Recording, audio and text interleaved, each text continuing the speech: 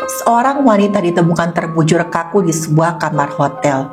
Dan yang lebih mengagetkan lagi, pria yang terakhir bersama korban bukan suami sahnya. Teman-teman, kisah ini tentang keputusan fatal yang mengantarkan dua kehidupan ke akhir yang sangat pahit. Pelaku mengaku dia terus dihantui oleh arwah korban sampai akhirnya menyerah dan meminta ampun berkali-kali.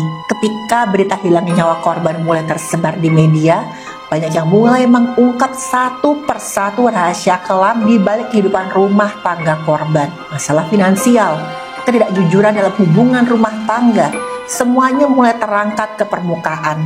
Dan teman-teman, kisah ini bukan hanya tentang kesalahan dan pembalasan, tapi tentang bagaimana satu keputusan bisa merenggut dua kehidupan dan sekaligus menghancurkan banyak kehidupan lain di sekitarnya.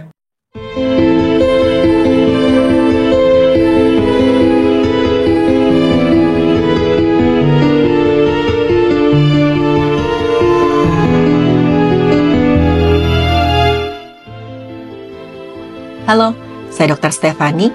Saya seorang dokter spesialis forensik dan mediko-legal, dan saya belajar dari yang mati.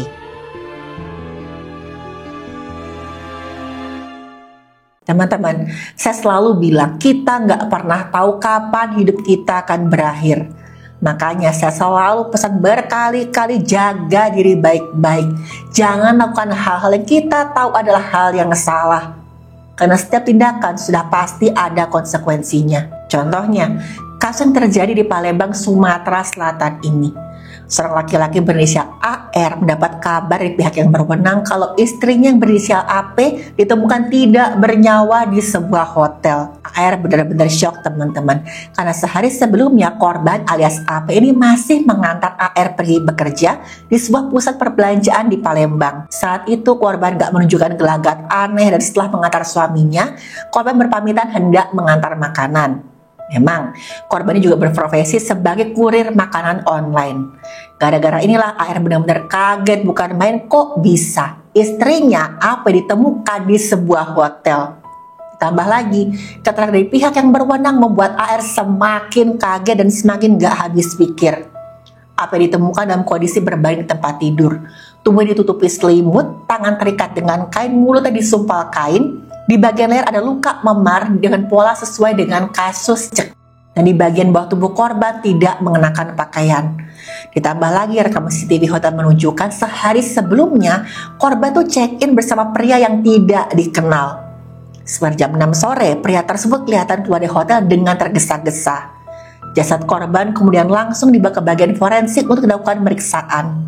Korban diketahui kehilangan nyawa karena ada kekerasan tumpul pada bagian leher yang menyebabkan sumbatan pada jalan nafas sehingga menyebabkan korban kekurangan oksigen. Ditemukan juga ada sumbatan di jalur napas atas menyebabkan korban sampai nggak bisa menghirup udara. Ditemukan juga sumbatan pada mulut dan juga memperparah keadaannya korban tadi. Tubuh korban penuh luka memar termasuk di bagian leher dan lengan. Dan pakaian korban gak utuh. Ada laporan yang menyebut bahwa korban dalam kondisi mengenakan pakaian minim, tanpa pakaian dalam. Hal ini menimbulkan dugaan bahwa selain nyawa korban dihilangkan, korban juga mengalami tindakan yang tidak sengaja. Dari hasil otopsi ditemukan hal yang lebih mengejutkan lagi, yaitu adanya bakal bayi dalam kandungannya korban. Ya, korban dalam keadaan hamil muda, usia kandungannya sekitar 1-2 bulan. Dalam usia kandungan 1-2 bulan, ukurannya bakal bayi tadi hanya sekitar 1-2 cm. Bentuk tubuhnya sudah lebih jelas menyerupai manusia yang mini, kepalanya besar karena pertumbuhan otak itu cukup pesat. Tubuhnya mulai melengkung dan ekornya itu mulai hilang. Jantung, hati, ginjal, otak sudah terbentuk secara kasar dan berfungsi di awal-awal. Mata, hidung, mulut sudah mulai kelihatan. Jari tangan dan kaki mulai terpisah meskipun belum sempurna. Tapi saat itu belum bisa dibedakan apakah bakal bayi ini adalah laki-laki atau perempuan. Berdasarkan kondisi jasadnya, korban diperkirakan sudah kehilangan nyawanya kurang lebih 12 jam sebelum dilakukan pemeriksaan. Jadi bisa dikatakan saat itu AR kehilangan istri dan calon anaknya secara sekaligus. Dan keluarga AP juga AR benar-benar syok. Mereka nggak tahu apa yang dilakukan AP di hotel tersebut, apalagi dengan siapa dia bertemu. Mereka nggak ada yang tahu itu laki-laki siapa. Dari kesaksian keluarganya, apa hubungan AP sama suaminya tuh baik-baik aja kok, nggak ada masalah yang berarti. Memang sebelum menikah dengan AR, AP pernah menikah namun akhirnya pernikahannya berakhir. AP sempat punya anak laki-laki di pernikahan pertamanya, anak laki-lakinya tersebut sudah tidak bernyawa. Setelah pernikahan pertamanya berakhir, AP kemudian menikah dengan AR. Dan semua keluarga melihat AP sama AR itu sebagai pasangan yang sangat bahagia. AP adalah ibu rumah tangga yang baru 2 bulan tadi bekerja sebagai kurir pengantar makanan online. AP juga sering banget nih nganter jemput suaminya ke tempat kerja. Selama bekerja, AP selalu beri kabar ke AR suaminya tadi. Tapi hari itu AP sama sekali gak ngasih kabar dan gak datang menjemput suaminya setelah selesai bekerja. Keluarga AP sempat cari-cari AP ke rumah keluarga dan teman-temannya AP. Mereka gak langsung melapor karena saat itu masih belum 24 jam setelah AP dinyatakan menghilang. Apalagi saat itu sama sekali gak ada tanda-tanda mencurigakan dari dirinya AP. Tapi seiring dengan berjalannya waktu terungkaplah beberapa fakta yang lebih mengejutkan tentang hubungan antara AP dan AR. Di balik tragedi tersebut mulai terungkap sisi lain kehidupan AP yang sempat mengejutkan keluarga dan juga masyarakat luas. Beberapa teman dekat mengaku kalau AP ini sering banget menghubungi mereka lewat media sosial untuk meminjam uang. Chattingan tadi diketahui menunjukkan kalau AP itu minta pinjaman uang sekitar pertengahan September tahun 2025. Sementara AR mengaku dia sama sekali nggak tahu aktivitas pinjaman uang dilakukan oleh AP. Tapi nih teman-teman, beberapa waktu sebelum kejadian, AR juga sempat memergoki AP berkomunikasi secara mesra dengan pria lain melalui pesan singkat di media sosialnya. AR bahkan sampai kepikiran dia bercerai aja. Tapi niat itu dia batalkan setelah melihat sikap istrinya mulai berubah. Tapi belakangan ini terungkap juga nih fakta yang gak kalah mengagetkannya. Bahwa AP istrinya AR tadi ternyata terlibat dalam praktek kencan berbayar melalui sebuah grup di media sosial. Ya, ada sebuah grup di media sosial tempat orang-orang menawarkan jasa kencan berbayar. Dan AP tergabung dalam grup tersebut. Dan ternyata di grup tersebut AP berkenalan dengan seorang laki-laki berinisial F. Singkat cerita, mereka sepakat untuk ketemu di sebuah hotel dan berkencan tentu saja dengan iming-iming bayaran. F inilah laki-laki yang terakhir terlihat bersama korban di hotel sebelum korban ditemukan tidak bernyawa. Pihak yang berwenang langsung memburu keberadaannya F. Waktu ditemukan, F sempat melawan, mencoba kabur, sampai pihak yang berwenang harus meluncurkan timah panas ke kakinya F.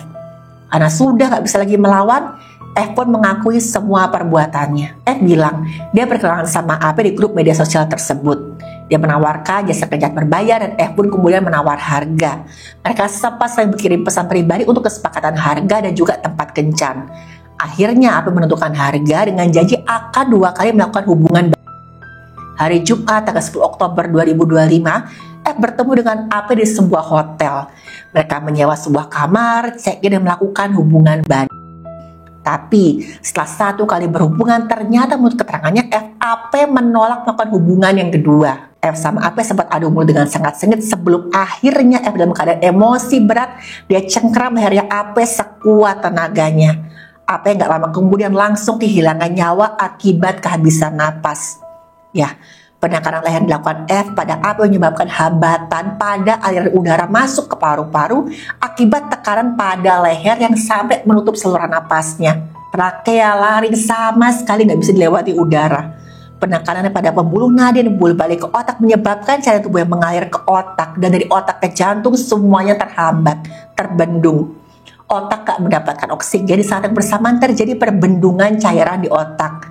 Aktivitas listrik di otak mulai menurun setelah 6-10 detik tanpa oksigen. Dan korban biasanya kehilangan kesadaran dalam waktu 10-15 detik setelah tekanan efektif diberikan di bagian lehernya. Kalau tekanan terus berlanjut selama 2-3 menit, kerusakan biologis akan terjadi akibat anoroksia otak total. Selain hipoksia, penekanan yang kuat pada leher juga dapat menimbulkan refleks yang memperlambat denyut jantung secara mendadak. Rangsangan pada saraf yang namanya saraf vagus yang sangat ekstrim menyebabkan henti jantung bahkan sebelum sesak napas yang sempurna terjadi. Secara keseluruhan, korban kehilangan nyawa karena campuran antara sumbatan jalan napas, gangguan sirkulasi pada otak, dan juga refleks saraf yang sangat fatal. Setelah AP benar-benar gak bernyawa, F kemudian menyumpal mulut AP dan mengikat pergelangan tangannya dengan kain. F mengambil ponsel dan kunci motornya AP untuk menghilangkan jejak. Setelah itu F mengunci AP di dalam kamar dan bawa lari sepeda motornya. Pelaku ini mengaku bahwa arwahnya si korban yang mendatangi kamarnya memerintah agar dia pergi ke makam untuk ziarah, bahkan ngasih selamatan. Dan katanya nih teman-teman, ketika arwah korban mendatangi pelaku, arwah korban sambil menggendong bungkusan sepertinya tuh adalah bungkusan bayi. Arwah korban nih katanya menuntut pelaku minta maaf ke keluarga serta mengadakan acara selamatan.